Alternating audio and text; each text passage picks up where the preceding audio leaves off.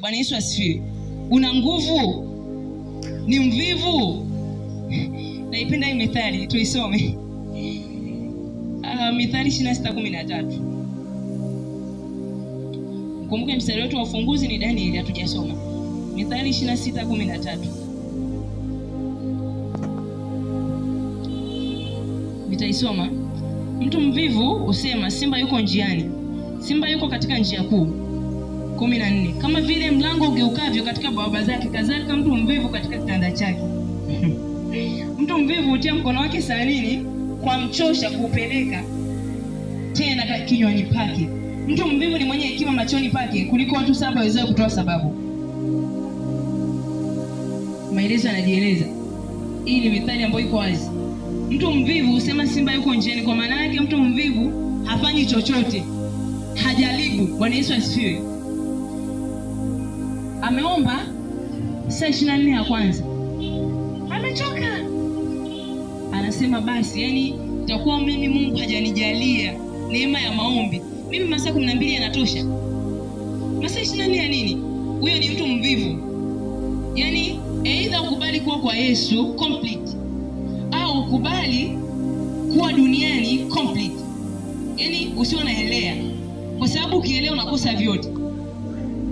Na tushasema kwa Mungu kila kitu kimeachiwa, kinahitaji nguvu inayotoka kwako.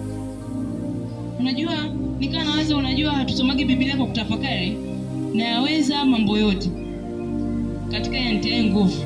Kamstari kamoja mtu akakaika moyoni, yani mstari wa moyoni. Ukimwambia mtu mstari wa moyoni, na yaweza mambo yote katika aya, kamaliza. Lakini kuna vipengele vinasema kwa kadri ya nguvu itendayo kazi ndani yako, yani ndani yako wewe ndio itakayoamua Mungu ayaweze mambo yote au asiweze mambo yote. Mungu abadilishe sample au sibadilike. Mungu aruhusu udisco au zidisco. Na nguvu ikiwa ndogo haiwezi kuleta matokeo makubwa, lazima na matokeo yawe madogo. Mungu ni the way utakavyomdefine. Ukimdefine kwamba yeye huwa anafanya mambo madogo, na atafanya hayo kwa sababu kiwango nao kitakuwa kidogo, uzembe. Kingine kukosa maarifa. Kukosa maarifa, najua tunajua Hosea 4:6. Watu wangu wanaangamizwa kwa kukosa maarifa. Hosea 4:6 hii. Usipokuwa na maarifa sahihi kuhusu Mungu, ni sawasawa. Kuna siku nikaa nafundisha campus, nikauliza somo lilikuwa linasema kufanikiwa kiuchumi. Tunapenda kufanikiwa kiuchumi, tukanyosha. Wangapi umesoma vitabu viwili au kimoja cha mtu aliyefanikiwa kiuchumi au cha uchumi? Hakuna. Nikamwambia wewe bado akili yako haikwambia unafanikiwa kiuchumi, japokuwa unajiambia. Kwa sababu nikisema nahitaji kumfahamu Jovin, hiyo ni hatua ya kwanza. Hatua ya pili, nitaanza kutafuta taarifa zake kuhusu Jovin. Amina. Ukisema umfahamu Mungu, haleluya, zile ndio maana tunatofautiana. Mtu mwingine akisema toka pepo, linatoka. Uwezo. Natosa ujumbe sana kwenye status zangu. Mtu mmoja akaniambia hiki ni kitabu. Nikamwambia sio kitabu, maybe nitakuja kuandika kitabu. Ukiomba sana ukapungukiwa maarifa kuhusu Mungu, you are totally dead. Ukiwa na maarifa mengi kuhusu Mungu alafu ukawa huombi, you are totally dead. Inahitaji wewe mwombaji uwe na maarifa mengi kuhusu Mungu. Bwana Yesu asifiwe. Ninawapenda wale wanipendao, watafutao kwa bidii wataniona.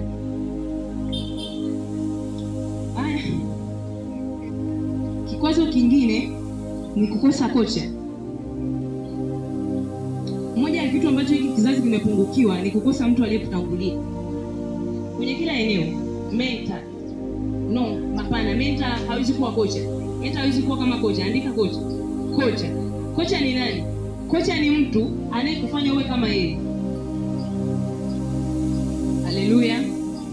Kocha ni mtu akikwambia anakucoach, ni mtu anayekufanya uwe kama yeye. Yaani wewe yeye akiwa hayupo, watu wanaona taswira ya yeye kwa ndani. Bwana Yesu asifiwe.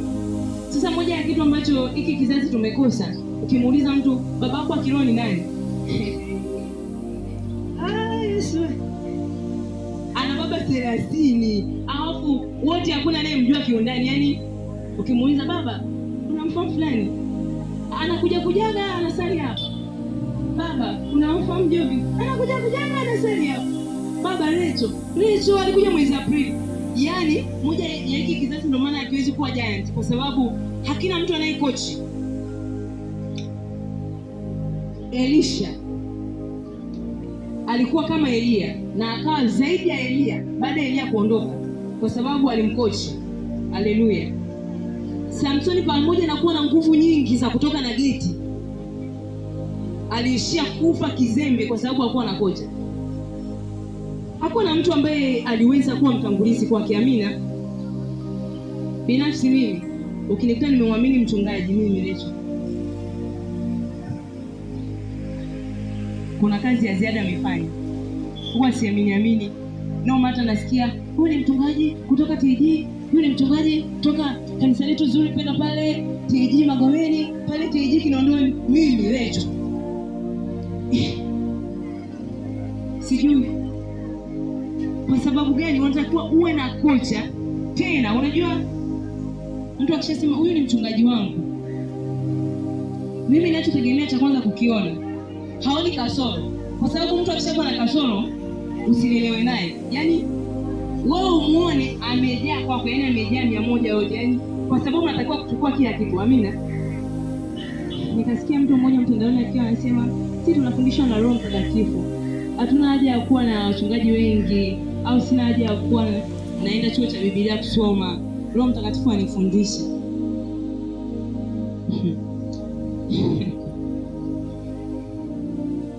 Huwa nahuzunika kwa sababu Roho Mtakatifu ni mwalimu, lakini Mungu ndiye aliyeweka wachungaji kuwa walezi. Mungu ndiye alianzisha vyuo vya Biblia.